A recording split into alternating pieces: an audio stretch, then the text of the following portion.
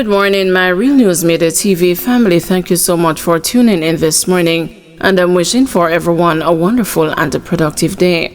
And in the news this morning, woman accused of stealing $1 million from vehicle remanded.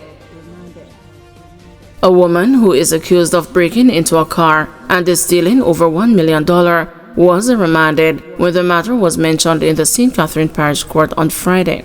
The accused, DeSanthia Ainsworth, is answering to charges of simple larceny and the malicious destruction of property. When she appeared before acting Senior Parish Court Judge Janelle Nelson Gale, she was ordered to return to court on July 4. Attorney-at-law Orville Morgan said he needed to pursue the case file to effectively apply for bail on Ainsworth's behalf.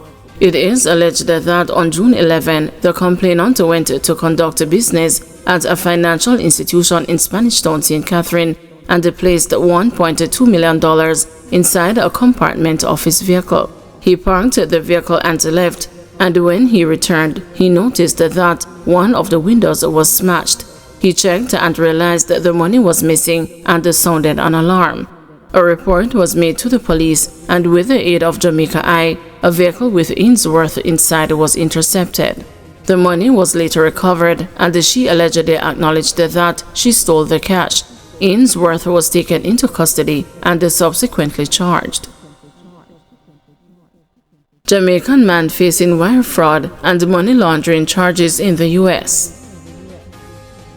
A Jamaican man is to face a federal court in the U.S. state of Arizona on Monday on charges of wire fraud and money laundering. The arraignment and the detention hearing will be held at that time for Sherwin Belinfante, known as Iceman. Belinfante was extradited to the U.S. on June 12 to face the charges which related to a romance and a sweepstakes scheme that targeted an Arizona resident. A federal grand jury in Tucson indicted Belinfante in March 2022 for conspiracy to commit wire fraud and a conspiracy to commit money laundering. He was arrested in Jamaica on an extradition warrant on July 3, 2023. The indictment alleges that from December 2015 through January 2019, Belinfante and his co-conspirators participated in a scheme targeting an 85-year-old woman. Using a fictitious name, Belinfante and his co-conspirators deceived the victim by leading her to believe she was engaged in a romantic relationship. In furtherance of the scheme, one of the co-conspirators would send flowers with love messages to the victim's residence. The conspirators also falsely represented to the victim that she had won the lottery or another monetary prize to induce her into sending them money to pay taxes or other fees. The victim lost $400,000 in the scam. Some Jamaicans believe number of police fatal shootings excessive, says a poll. The latest RJR Gleaner commissioned Don Anderson poll has found more Jamaicans believe that the number of police fatal shootings this year has been excessive than those who believe that the police are simply performing their duties. However, a significant portion of the population remains silent on the issue. According to the public opinion poll conducted between May 18 and June 7, some 21.2% of respondents believe that the level of police killings is excessive, while 14.1% believe the police are doing their job. Notably, 26.9% of participants declined to offer an opinion. So far this year, 154 people have been killed by members of the Jamaica Constabulary Force, a figure that draws close to the 189 police-involved fatalities recorded in all of 2024. On Thursday, 5 men were fatally shot during reported firefights with the police. The poll, which was conducted among 1,033 Jamaicans 18 years and older, has a margin of error of plus or minus 3%. In the meantime, the public opinion poll has revealed the generational differences in perceptions of police violence. Older Jamaicans, that is 28.4% of those aged 55 to 64, and 23.4% of those 65 and older hold the view that the fatal shootings are excessive. This is in comparison to 17.3% of individuals aged 18 to 24 and 15.2% of those aged 25 to 34 with similar concerns. More younger respondents also believe the police are fulfilling their duties. Of those holding that view, 20.2% are from the 18 to 24 age group, while 19.8% are 65 and older. Meanwhile, 12.1% of respondents see the killings as a necessary means of removing criminals from society.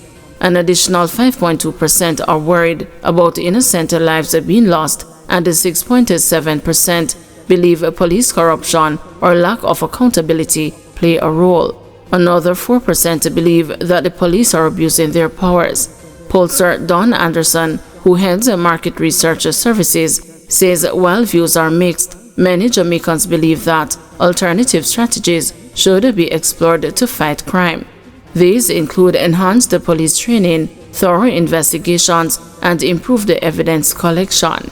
In April, human rights advocacy group Jamaicans for Justice staged a protest in halfway tree St. Andrew, demanding greater police accountability and the mandatory use of body-worn cameras during operations. But Prime Minister Andrew Holness countered that by urging balance in the conversation surrounding police fatal shootings. Holness expressed his satisfaction with the force's leadership and said that the increased activities in interdicting criminals and in dealing with gangs would have resulted in a significant increase in the loss of lives of those who challenged them. PEP results show improvement in key subject areas. This year's primary exit profile results are showing encouraging gains, with more than 60% of pupils falling into the proficient or highly proficient category for mathematics and language arts. The results come even as concerns persist about the students with low literacy levels matriculating to secondary schools. The improvement also comes despite this year's crop having their introductory years into primary learning affected by the COVID-19 pandemic, which prompted schools to switch to online learning, as well as nutritional deficiencies and limited social interactions. Providing a breakdown of the findings across mathematics, language arts, science, and social studies, Education Minister Dr. Dana Morris Dixon says despite the serious challenges identified at the start of the assessment at the grade 4 level, by grade 6 there were significant improvements, but she admits that more work is needed. In mathematics, 63% of our students were seen as proficient or highly proficient. In science, 70% of our students were proficient or highly proficient. In social studies, 72% of our students were proficient or highly proficient. And in language arts, 69% of our students were proficient. We are on our way. These were not the results last year or the year before. Our target in the ministry is to get to 85% proficiency level by 2030 with all of these areas. Almost 90% of them have been able to be placed in a school of their choice that was on the paper that their parents handed in. And that may mean too that our parents and our schools are helping the parents to choose better. This year, the top 10 students are going to 6 different schools. The number 1 student in Jamaica, in PEP, will be going to RNM High School. The number 2 student is going to the Carteret College. Number 3, Immaculate Conception High, and this one we should all celebrate too. The number 4 ranked student is going to Herbert Morrison Technical High School. And then number 5 would have been to Campion, and number 6, St. Andrew High School, and the rest of the top 10 had those schools in there. But this is a change. Also, we have to note that more primary schools have entered into the top 50 ranked schools. Guys, thanks for watching. Please join us this afternoon at 2 p.m. for another news update.